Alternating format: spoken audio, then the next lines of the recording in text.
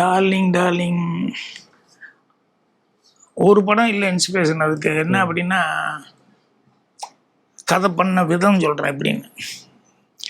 ஒரு படம் பண்ணோம்னா அடுத்த படத்துக்கு வந்து அதுக்கு நேர் ஆப்போசிட்டாக அல்லது வேறு மாதிரி அந்த கலரே இல்லாமல் அந்த ஜேர்னல் எல்லாம் வேறு ஜேர்னலில் பண்ணணும் அப்படின்னு சொல்லிட்டு ஆரம்பத்துலேயே நான் நினச்சிட்டேன். என்ன காரணம்னா, எங்கள் டைரக்டர் படத்துக்கு 2-3 படத்துலேயே ஒரு கமெண்ட் வந்தது. என்ன படம்னா, அவர் படத்தில் கடைசியில் கத்தி கப்படா எல்லாம் எடுத்துக்கிட்டு தடியெல்லாம் எடுத்துக்கிட்டு இந்த ஹீரோயின்ஸை துரத்துவாங்க, ஊர் பூரா சேர்ந்துக்கிட்டு அப்புறம் தப்பிச்சு ஓடுவாங்க அப்படிங்கிறது ரிப்பீட் ஆகுது அப்படின்னு சொன்னாங்க.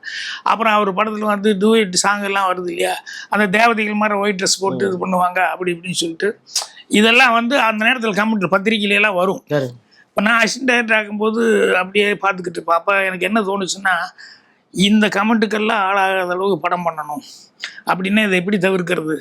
அப்போ அந்த களமே வேறு மாதிரி இருந்தால், அவர் என்னென்னா லவ் ஸ்டோரியில் தான் அதிகமாக போயிட்டார், நான் களத்தையே கொஞ்சம் மாற்றுவோமே அப்படின்னு சொல்லி பண்ணுவோமே அப்படின்னு சொன்னால் அப்போ அந்த தப்பு வராதில்ல அப்படின்னு சொல்லிட்டு இப்போ சோறில்லாத சித்திரங்கள் செஞ்சோன்னே கம்ப்ளீட்டாக நான் வில்லேஜில் ஒரு யோசனை சொல்லிட்டு ஒரு ஊமையை வச்சுக்க ஒரு கேரக்டர், பிரமாதமான படம் சார். அப்புறம் அந்த ஒரு யோசனை முடிஞ்சோன்னே சரி ஒரு ஹஸ்பண்ட் ஒய்ஃபாக ஒன்று செய்வோமே. அப்போ அதுக்கு இதுக்கெல்லாம் சம்மந்தமே இல்லாத அளவுக்கு. ஸோ அது முடிஞ்சோன்னே மௌனகீதம் முடிஞ்சோன்னே விளையாட்டுத்தனமாக இருக்கிற பசங்க இந்த விடலை பருவத்தில் என்ன தோணும், ஏன் ஏஜ்ல இல்லைன்னா என்ன பண்ணணும் அது செய்வோமே அப்படின்னு சொல்லிட்டு இன்று போய் நாளைவா அப்புறம் ஒரு கிரைம் செய்வோமேனு இப்படி என்னுடைய கதைக்களை வந்து பூரா மாற்றிக்கிட்டே இருந்தேன்.